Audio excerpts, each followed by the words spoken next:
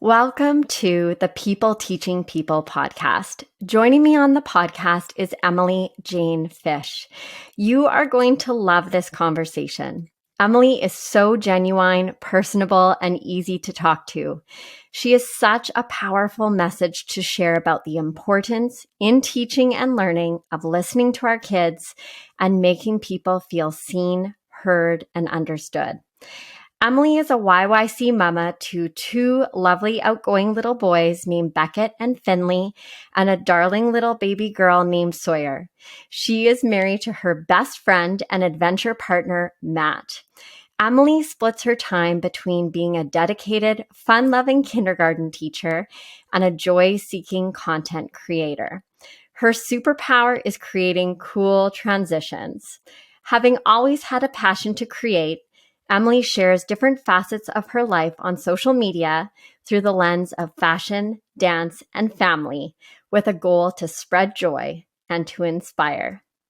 Thank you so much for joining me today, Emilie. It's awesome to have you here. Oh, it's my pleasure. Thank you for having me. So, where I want to start is I'd love to learn more about you and your story. So, what led you to become a teacher, and what has been your journey in teaching that has brought you to where you are today?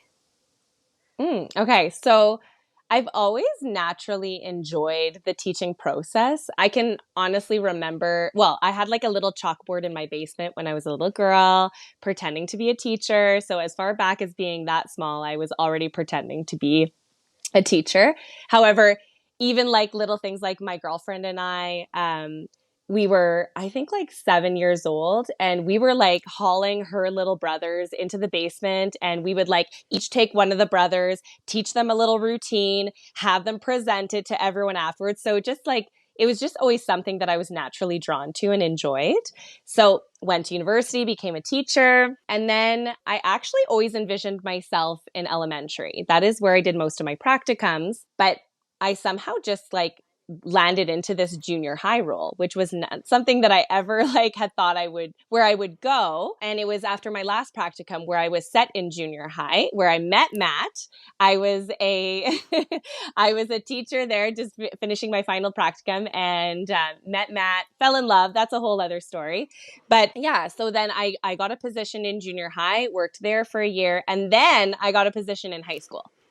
And worked in high school for about 4 years, which was kind of wild because I was like, okay, I thought I was going to be in grade 1 and now I'm teaching diplomas.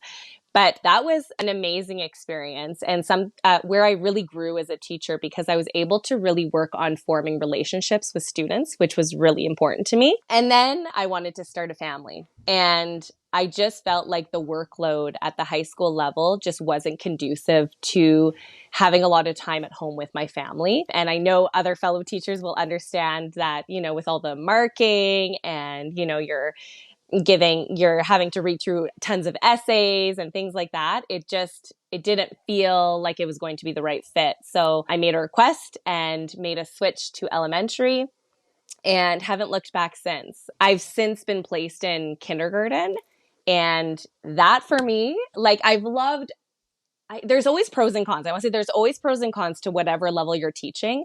However, my true passion is for sure kindergarten. The young kids are where it's at.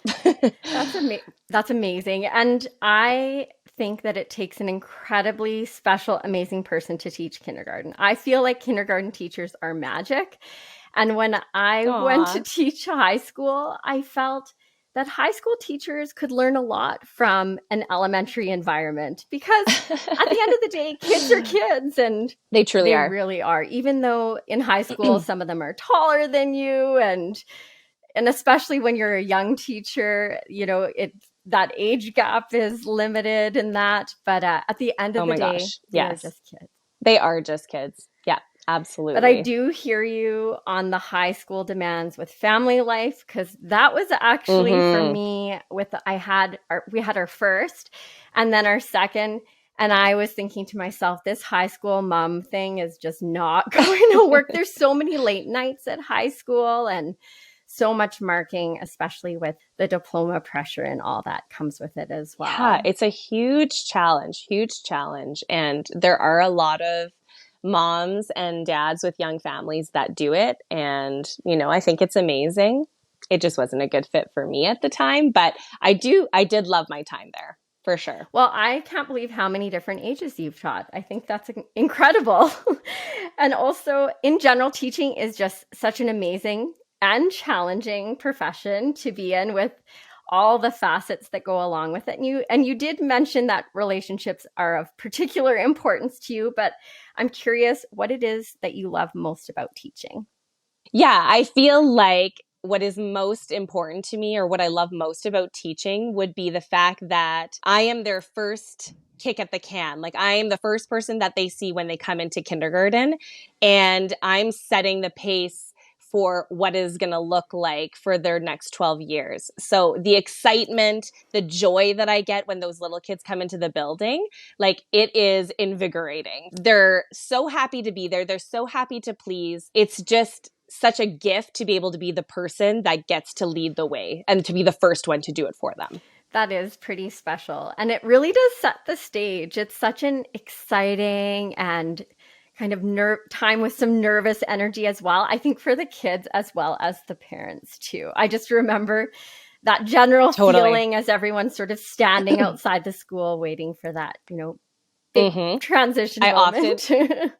Oh my gosh, yes. And it's an exciting one. It's an emotional one. I mean, I often have parents that are crying on the first day, and I'm like wanting to cry. I'm like, don't worry, they're going to be okay. I'm going to love them hard. Like, they're safe here.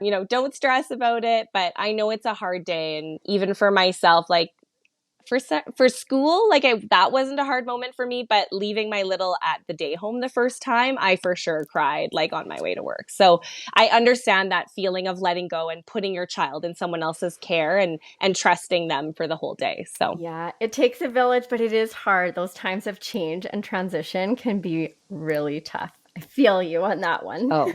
Yeah, 100%.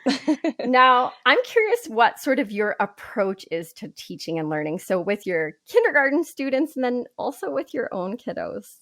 I think that one of the biggest things is to make sure, like with teaching as well as at home life, I really make sure that my kids feel heard. I think that listening to them, because they're going through, like you said, an emotional roller coaster of going from maybe being at home with mom or dad or grandma and grandpa full time, to then coming into school and they're with you from Monday to Friday from, 9 to 3. And so that is, like you said, a huge transition. And so I think, the first part of school, September to November, a huge part of that is focusing on how can I make this child feel comfortable? And so one of the biggest thing is, let me listen to your feelings.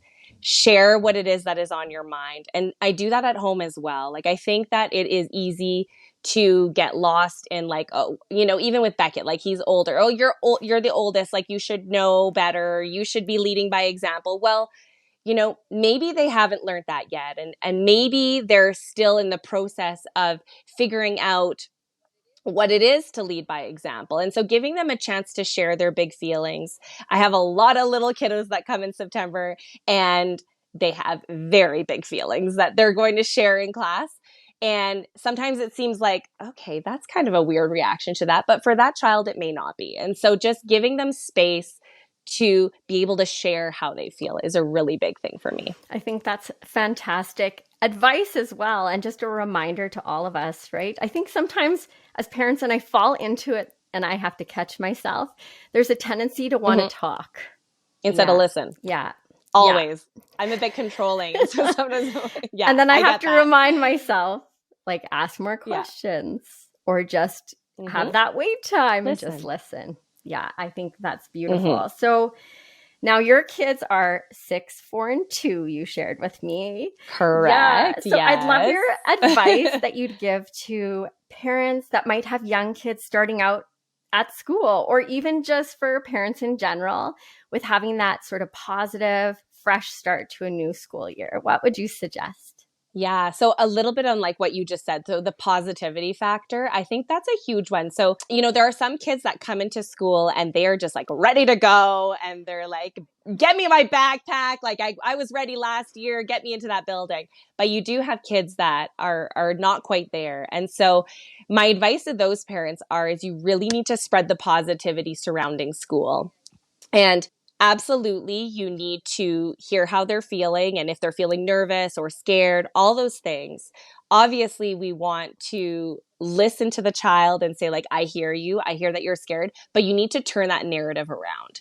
You need to turn the narrative around so that we're focusing on like what is good. If they come home, what did you enjoy about your day?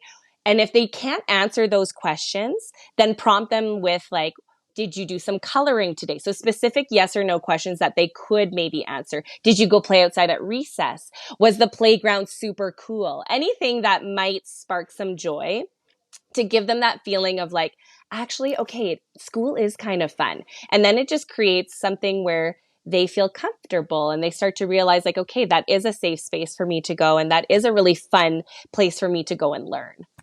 Yeah, no, I know, because sometimes when you're feeling overwhelmed, it's so easy to focus on those overwhelming feelings, and so helpful to think about Yeah.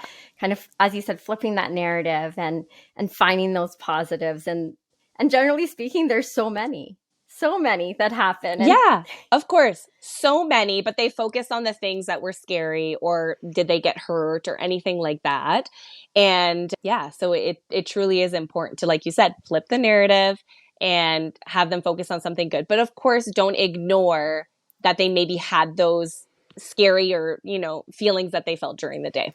no, that all sounds good and helpful advice for parents heading into a new I school hope year. so. Yes, so Yeah. good. Now, I always talk about, I had this grade 2 teacher. Her name is Mrs. Hogland, and she was amazing. She actually Mhm. taught myself, my brother, and my sister, but she was the one who basically inspired me to become a teacher. And I just loved everything about being in her class. Now, do you have a favorite teacher or learning experience that you've had, and why does that person or experience mean so much to you? I love this question because I feel like everyone has that one teacher that just kind of changed it all for them. And of course, I do have like a lot of teachers that were wonderful. So it's not just one, but there is one particular teacher that I always think about him when I think of like a fantastic teacher. So I went to a high school called Bishop Carroll where you do independent learning. You're probably familiar with it. I did 2 years there. So I did grade 10 and 11. And then I switched back to a traditional high school for grade 12. But anyhow, so we don't have, if you don't know that type of institution, it is a school where it's like independent study and you get to learn at your own pace. So for any listeners that have never heard of that high school. So we didn't have classes per se, but we had teachers that were like on site that could help you with your learning. And they would host like classes that you could attend on specific topics. And so Mr. McDougall was one of my teachers, and he was a math teacher in the building. And I am like, if you ask Matt, between the two of us, we're always like, let's hope the kids got your math skills because mine are lacking.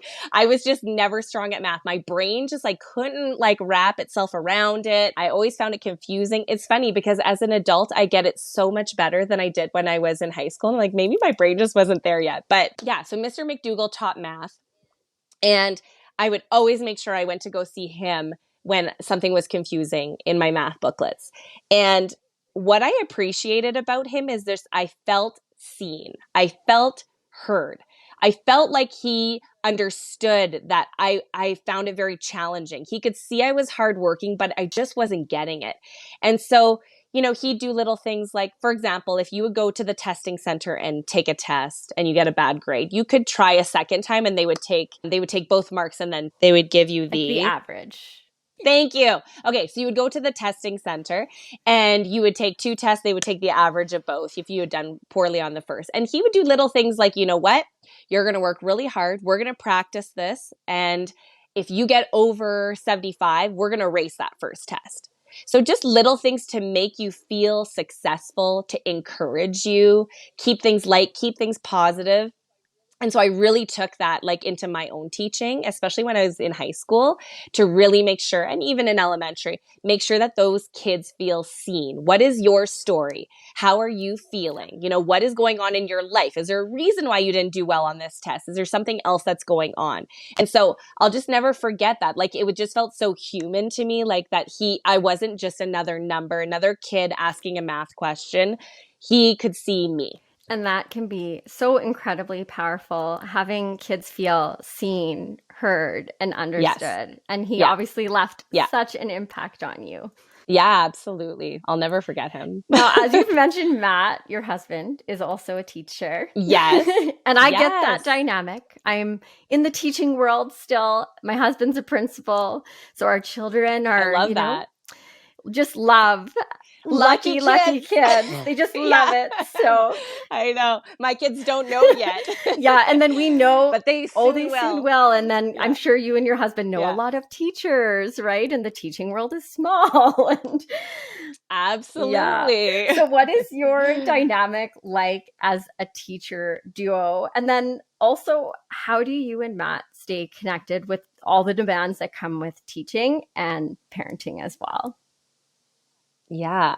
I think that there are pros and cons to being a teacher duo, which you probably very well know as well. It's challenging in some ways because, you know, the con is that you are constantly immersed in that teaching world because it's like you both are surrounded by it all day long. So it is what you talk about all day long after school as well. And you know, working in the same board, we know all of the same people. And so we have the same stresses, same demands.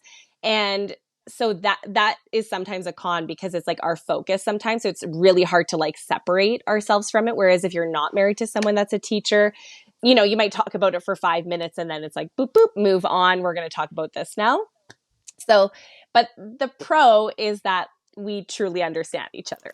So we know where we're at, what we're feeling in those moments. Like the person can truly like, oh my gosh, you're doing report card comments. Oh, okay. You know, here's a little bag of candies and, you know, a water or a chai latte. And here you go. Like here's an hour without kids so that you can try and get that done.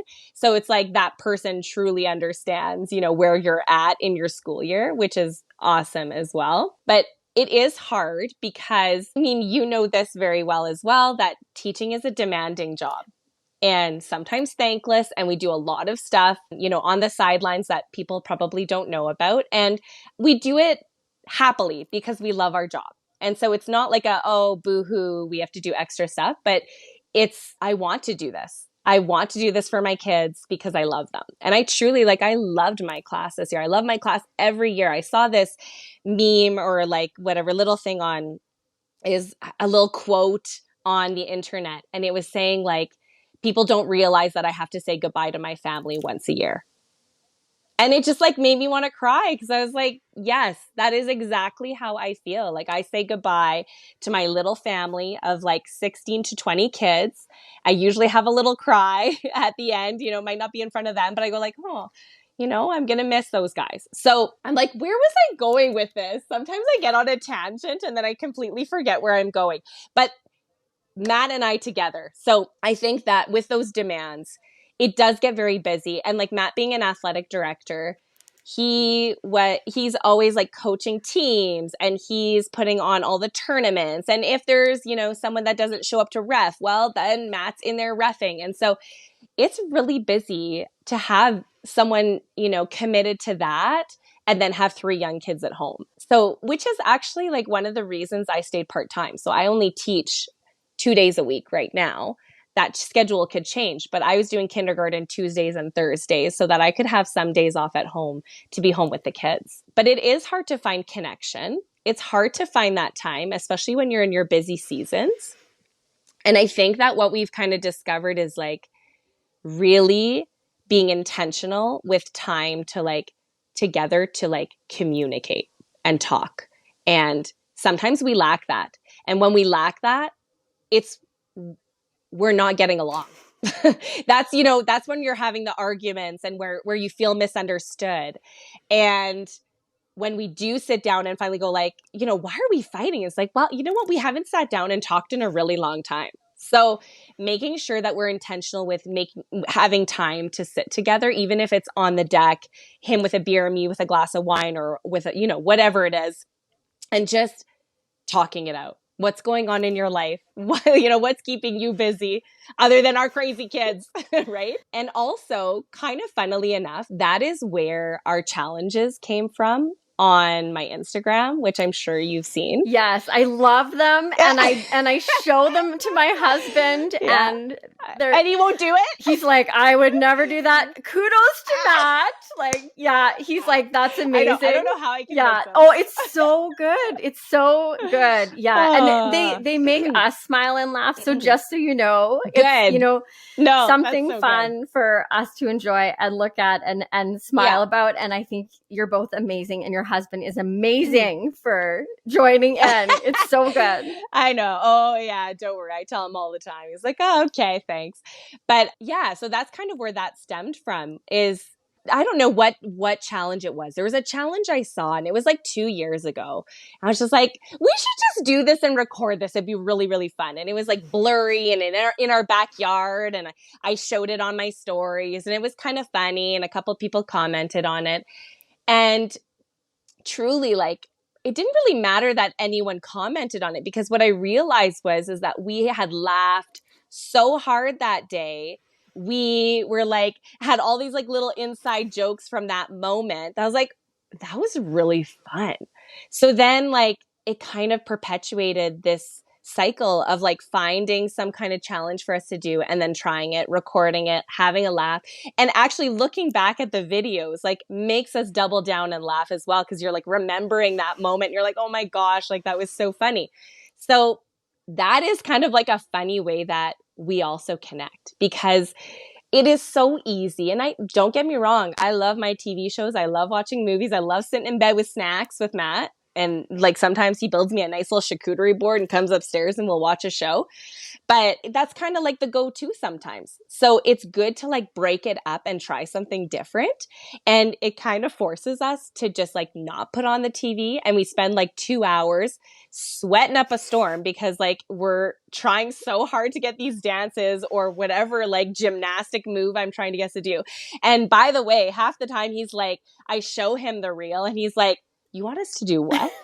Like he's never thinking we're going to do it. And somehow we like miraculously, most of the time, let's say 90% of the time, we'll sort of get it. So it is a fun way to connect. Well, I think you both do a great job. And I think it's awesome to have that intentionality, as you said, like creating those sort of out of the box, out of the day-to-day routine ways to spend time together and laugh together and have fun together. And I find it's so easy for the days and weeks to go by. It's so busy. There's so much going on. Yeah, and totally. You really have to, make that time. And you're right. Jason and I, it's the same. I can tell when we haven't had time to sit down and chat, because we're not getting along as well as we usually do. And as soon as we make that time to go do something fun, or like go on a date, or even just go for a walk around the neighborhood, life is so much better. It just feels better. And it doesn't take much, but it just takes that being intentional about it. So I don't know if I can get Jason to do a challenge. I think there's one, you both had hoods on and sunglasses, and you were like hooked around Matt's waist upside down or something, and you were sliding down the stairs, I think.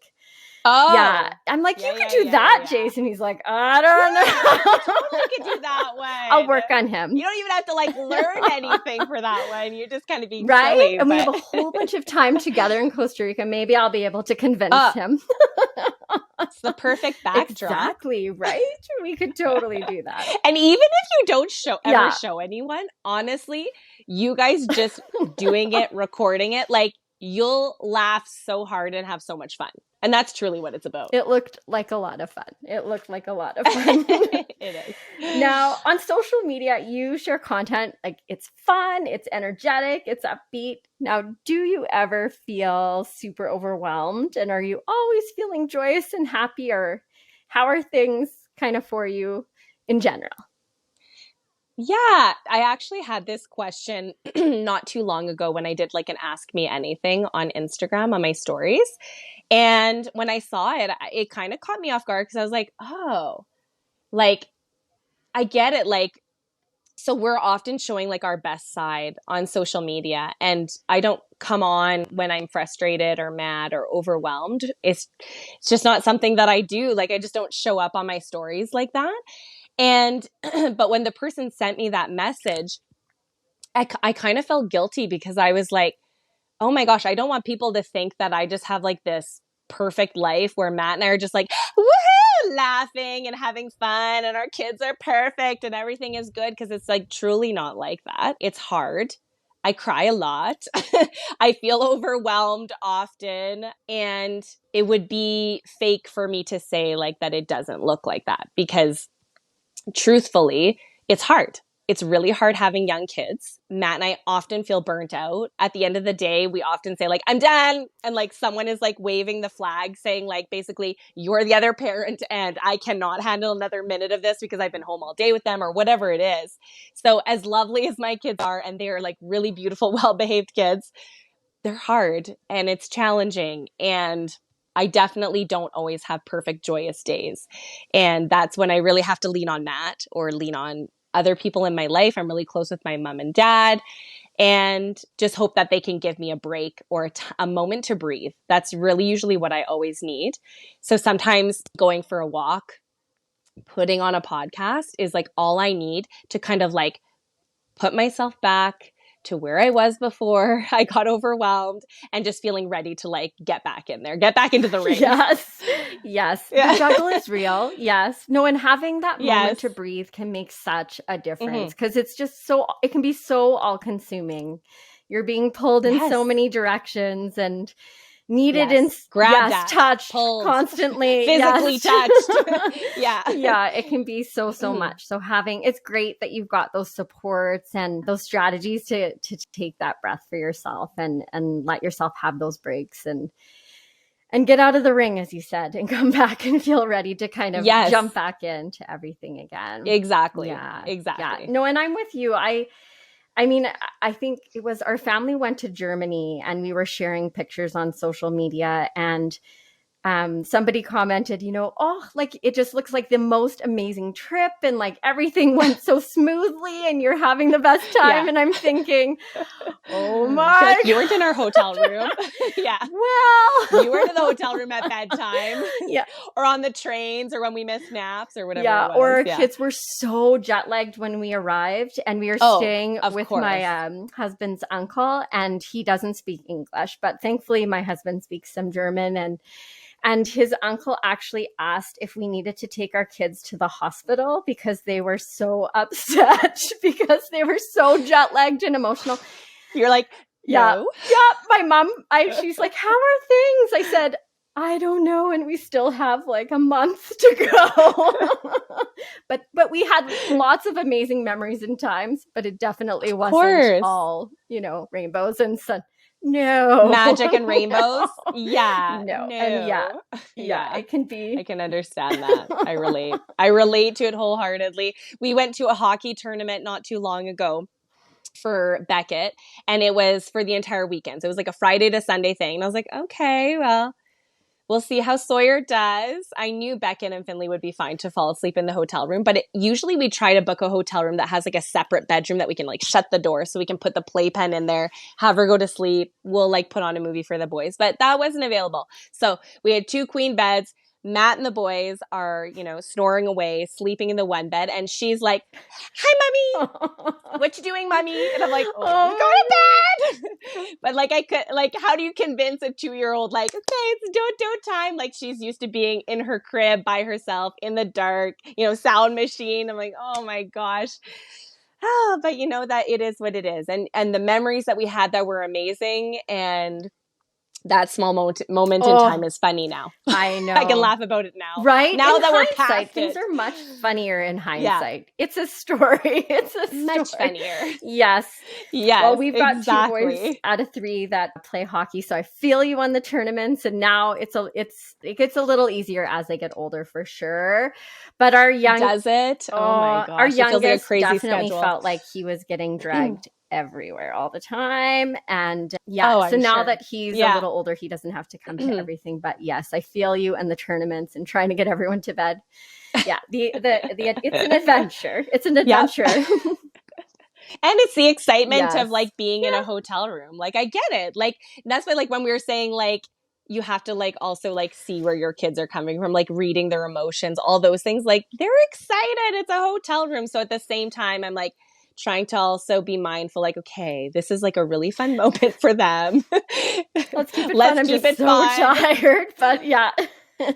Yeah, I'm just so exhausted. Oh my goodness. Yeah. And sometimes the contest I would try, like, let's have a contest and let's close our eyes and see who can fall asleep first. Love the contest. Yes. Oh. I do that on the daily with these guys. I'm like, okay, I'm going to come back in 5 minutes. And I'm going to see who falls asleep first. And then the next day they're like, who won? Who won? I'm like, oh, it was a tie last night. Like, you guys, my boys share a room. So that is amazing. why. The things we do, right? The things we try. The little games. Oh, yeah, the little they games. don't work as well with my 16 and 14. No, he's like, I see past. Yeah, I know it's 10:30, but I'm not tired. Like, you can go to bed, but I'm staying tired, up. Mom. Thanks, though. Yeah. Yeah. Have a good sleep. See you later. Yeah. Oh my goodness. Now, yeah.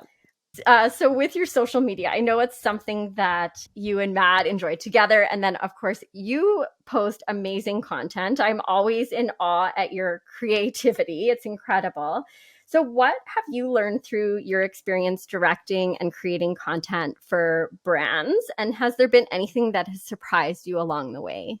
One of the biggest things, and it took me a while to learn this, surprisingly, since I'm a teacher, I feel like I should know this, but the prepping and the planning, the researching is equally as important as the filming and the editing. If you're showing up without that first portion, you're going to just be so lost. And it's a huge waste of time because you're going to spend so much time re-recording what you're doing, or, thinking like, okay, did that transition work? Did that, will that kind of go together? Or, if you're directing, is she going to understand what I'm going to get her to do? So really being mindful in researching what it is that what you're trying to accomplish. So whether it is a dance, if I'm seeing a dance that I really love and I want to try to recreate, I'll look at several videos of different people doing that dance to find like, okay, I kind of like their style on this one. I like how they're hitting this beat here. They kind of changed this move here. And then I'll go and recreate my own after that. As for transitions, same thing, like, fun transitions that look kind of magical. Like I don't know if, your viewers follow that type of content, but seeing where it's like all of a sudden you're in one outfit and you do kind of like a little hand motion and you're all of a sudden in a different outfit. So really like research a whole bunch of different people that did that same transition to kind of see like, okay, I kind of see like who I like that did it best. And, this is kind of how they did it. And there's tons and tons and tons of creators out there that are like social media gurus that actually share like how to do that stuff. So it's like, I'm not inventing it. So if you're interested in going down that route, there's lots of people that teach you how to do it. And so don't be scared to try it. It's really fun and it's not as hard as you think. It looks tricky. Well, you make it look easy, but then I think about the logistics of it and it sounds overwhelming. But it's amazing that, as you said, there's people out there and you can learn and be inspired and find those. Now, do you have any favorite tools or strategies or tips or tricks or people to check out online that might be helpful for listeners who are interested in learning more about content creation and getting creative with it?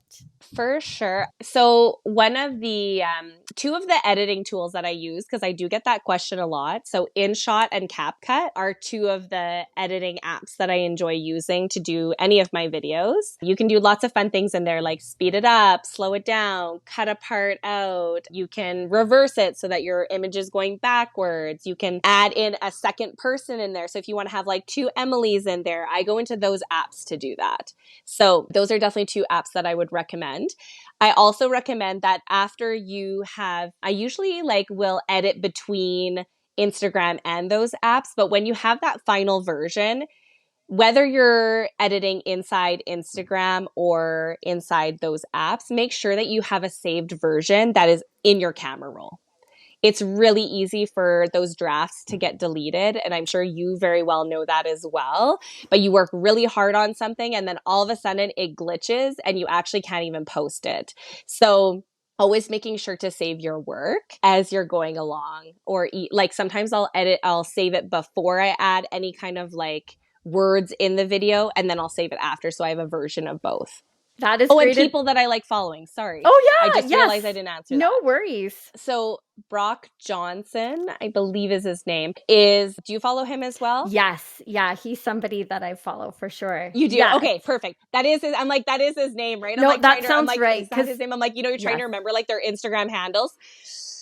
He just gives great tips for if you are wanting to post content, like giving ideas for reels, sometimes like showing you like where to focus your time if you're wanting a certain outcome for your social media. So I just find like him inspiring in that way. Just he gives really good tips. So he's definitely someone to follow if you're trying to grow your platform. I think he also offers some courses, but I haven't checked them out yet. So he's definitely someone that's good. Outside of that, I can't think of like a specific person that I follow for transitions or anything like that. There's a whole bunch that I have saved, but a particular name doesn't come to mind. But there are so many of them out there that if you just start following a couple of them, it will start to like come into your feed, and then you will get a lot of that content in there, and then you'll be able to see who you like best and who kind of fits with your mold. It's so true. Once you start searching for or looking for something or spending a lot of time looking at certain things, it shows up over and over again, which really helps, I guess, in terms of your research, right? They know what you're watching and interested in, which is great. Yeah, I was also going to say like a big thing, like you said, what surprised you kind of thing. A big thing that surprised me is how many people want you to do things for free. And it's a really like fine line, and it's really hard to navigate because I'm a people pleaser. So I just like want to make everyone happy. And so for the first year that I was doing Instagram, I would just be like, yes, yes, yes, I'm your yes girl. Like I'll do it if you want me to do it kind of thing. And if you want to send me that and you want me to record some stuff, I'll do it. But I soon realized that is exhausting, and you're not getting anything out of it. And so I had to really find, what is my purpose and why am I doing this and what truly is going to make me happy. And so I think knowing your worth going into it and not being afraid to ask for what it is that you think you're worth, and making sure that you can tell the person, this is what I charge and this is why. I'm going to do this, this, this, this, and this for you. And then you'll be able to use, 5 videos on your Instagram or whatever it is. So being able to know how much you want to charge and being able to express to the person why you're worth that amount. Yeah, no, I think that's so important because you're right. It can be a tricky thing to talk about and to get across, but if you've done that thinking in advance, and you've done that reflection in advance, then it's much easier to communicate because you're right. Mm-hmm. You can go down a rabbit hole, and it does take a lot of your time and energy. And I mean, you look at the awesome reels that you share, and it like for a reel, what would be an average amount of time that you would spend sort of putting it all together? Like from idea to putting it out in the world. Yeah, because with the research and then actually filming and then editing, I would say like probably on average, it probably takes like 3 hours, 2 to 3 hours, depending on like how complicated the transition is or how many times it takes me to actually try to achieve it. But I would say 2 to 3 hours probably to successfully create that reel for a brand. Yeah. Well, and you're also bringing, your experience, your skills, your creativity, and all those other pieces to it as well. So there's a lot of value to that. 100%. Yes. Oh, absolutely. Time Yeah. away from your family. And there's a whole bunch of stuff that goes into No, it. So, no, I appreciate you yeah. sharing that because I think that's something that is not uncommon for people to experience. So it's a good thing to talk about and to share. Hmm. Yeah, Yeah, and not a bad thing. And also like even if there are companies that are listening, it's not a bad thing to realize like okay, maybe like and you don't if someone expresses like this is what my what I charge for a reel, it doesn't mean like you guys can't negotiate and come in the middle and come up with something that maybe works for both of you. It's just like a matter of having a conversation. So it's good for both sides. It's good for everyone to say, like, well, what are your expectations? And these are my expectations. This is what I can provide. exactly. So, And then you can find that happy ground. yeah, Yeah. absolutely. Ultimately, you want everyone to be happy, Yes. right? Absolutely. Yeah. Make it a win-win for sure. Yes, absolutely. Now, I've always felt that the best teachers are also learners. And I know you've learned so much in creating content and sort of experiencing that journey. And then through all the different grades and levels that you've taught and sort of navigating that journey as well. And I also know that you are a Gilly Academy alumni. So, first of all, just Oh, yeah. briefly, I'd love for you to just share what is the Gilly Academy. Yeah, so the Jilly Academy was created by Jillian Harris, and it is a 3-part course that kind of helps you navigate whether you're a business owner or a content creator, kind of bringing it to the next level. And so, how she designed it as part 1 is kind of like self reflection. Who do I want to be? Who am I trying to like reach? What are my goals? And then in number 2, you're kind of getting into the meat and potatoes, like what is going to be on my page? How do I create that? And then the third course is kind of the business side of it. So, for example, what am I going to charge for a reel? How do I reach out to brands successfully? So, it's been a really fun experience. I love taking courses. That's just something that I've always loved doing. So, I'm a lifelong learner. I'm always looking for new books to read, new courses to take. I just find it very interesting. And so when the Jilly Academy popped up, I'm a big fan of Jillian Harris. I just really like her. I love what she's all about. I think she's also a really positive and joyous person. She's also really real, which I can appreciate and respect. And so when her courses came up and she said, like I've had a lot of success doing what I do, and I want to share with people how I did it. It's like, okay, that's really cool. So I checked it out. I really have enjoyed it so far. I still have one course to get through. I still have the third one to get through. But I'll be going to her farm in September, which is really fun. She's doing like an in-person retreat that kind of like follows suit and goes with these courses. So I'm looking forward to learning more from her. That's amazing. And do you have a favorite thing that you've learned so far? Or like a kind of big takeaway aha moment that you've got? Yeah, yeah. I think, maybe not an aha moment, but when I took course 1, she makes you focus on like, what are your big, hairy, audacious goals? What are the things that seem impossible, but that you like truly want in your life? And what I realized, and I always knew this, but like it all surrounded family. It was all about like, how can I give my kids more experiences and travel the world with them and, show them things that maybe we wouldn't be able to do if maybe we don't have the funds to do it, kind of thing. And having more time with Matt, having more time at home, like all these things surrounded family. So I know for sure at the end of like doing this, I'm like, that's my focus. I want more time with my family. I want to have experiences with my family. That is truly the most important to Well, me. that's a pretty powerful takeaway to have from her course. That's amazing. Well, and I too have been taking her courses, and I still also have the Oh, third one good. to complete. Yeah, You do I too? do. I Okay, do. there you go. You got through the Yeah. first 2 like me. Yeah. And it doesn't No, take long once you like start yeah. rolling with It's just it. But making the time. again, Yeah. with kids, finding the time. I know it's so silly, but yes, finding the time. Finding that time. Now, Yeah, I wanted to totally. ask you when you look back at your journey so far, you've done all these amazing things. You've got this beautiful family, this incredible career. What is something that you are most proud of? Yeah. I love this question. Honestly, my kids. That is the best thing that possibly could have happened to me, and I wanted it so bad. I prayed for it. I begged for it, and we had such a complicated journey that for me, everything I went through, it was so worth it, and I would do it again in a heartbeat, and I'm just so proud like that I get to be their mom. Now, I have some rapid fire questions Okay. for you. Ooh, Okay, okay. so this is basically I love picking people's brains and hearing some interesting facts and things Okay. about them. So Love it. what is something that you would love to learn about or something that you would love to learn how to do? Ooh, okay. So Matt would laugh at this, but I would love to learn how to surf. And the reason he would laugh is because when we were like, this was a couple summers ago, I was learning how to go on like water skis.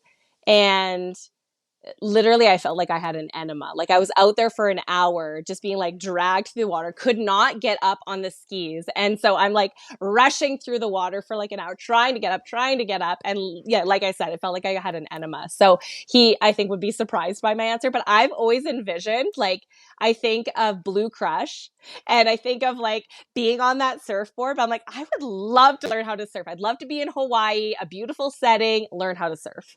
I think you'll do it. Maybe, I never know you know. will. I know you will. Okay, I'm putting it out there. I'm putting it out there.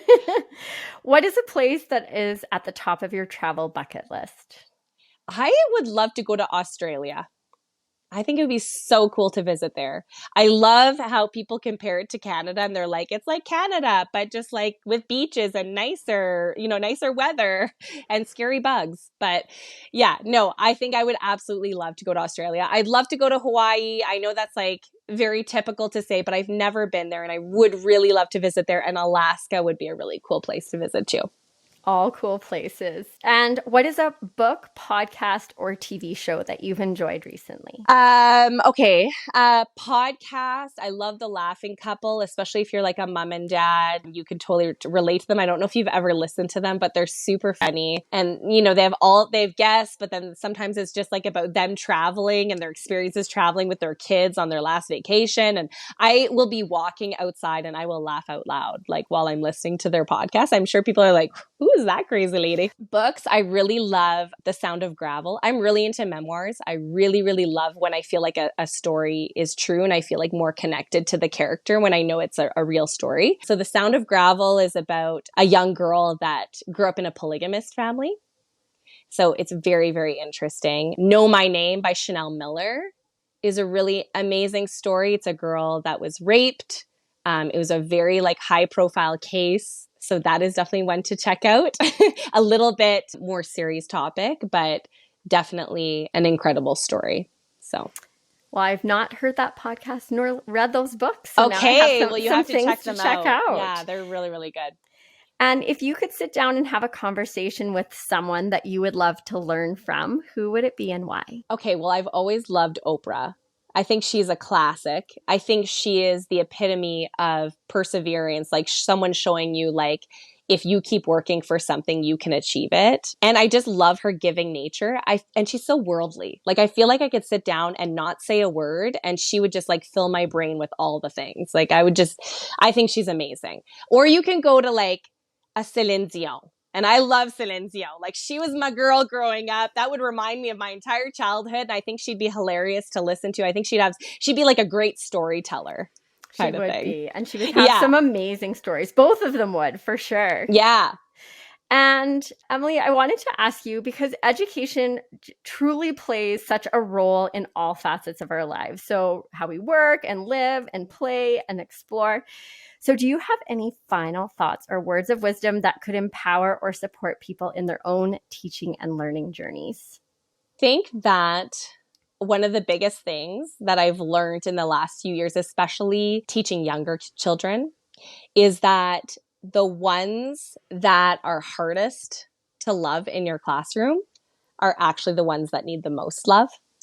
And to kind of realize that you could be that person that changes their life or that they hold on to for the rest of their life as an impactful memory or an impactful person. And to not be short-sighted. Like, it is hard in the moment and we have those frustrating moments, but to truly like know that giving your heart could change one child's life. And so I really hold on to that now, and to also know like that child is someone's baby. So like with my own kids, I'm like, I want them to be loved hard when they're at school. And so I try to make sure that I give that love to those kids that come into my class, because I know that they may need it. And if they don't need it, then it's just extra love coming their way. I read something really interesting. I read a book by Jodi Carrington, Teachers These Days. I don't know if you've read it. I haven't read that one yet. Okay, it's definitely worth a read. So if you are a teacher, it's definitely a great one to read. But she had a quote in there, and it had said that changing the language from attention seeking to connection seeking. And so really realizing that they're not trying to like get your attention in a bad way. They're just desperately trying to make connection with someone. And so realizing that you can be that person for them. Well, I think that's such a wonderful way to wrap up our conversation today. Emilie, I want to thank you so very much for sharing your time and your story Yes. and words of wisdom today. If our listeners want to learn more about you and all the things that you're up to, where's the best place or places to find you? Yeah, the one where they can find me where I am most active would be my Instagram, which is Emilie, Emilie Jane Fish. And that's about it. I'm on TikTok, but very rarely. Okay. So we'll check out Emilie on Instagram and TikTok as well. Maybe You can a little check bit. TikTok. You can check TikTok a little bit, but mainly Instagram. Mainly Instagram. Perfect. Thank Yeah. you so much for joining me, Emilie. It was so great to connect with you and also to learn from you today. Yeah, so happy to be here. Thanks for having me.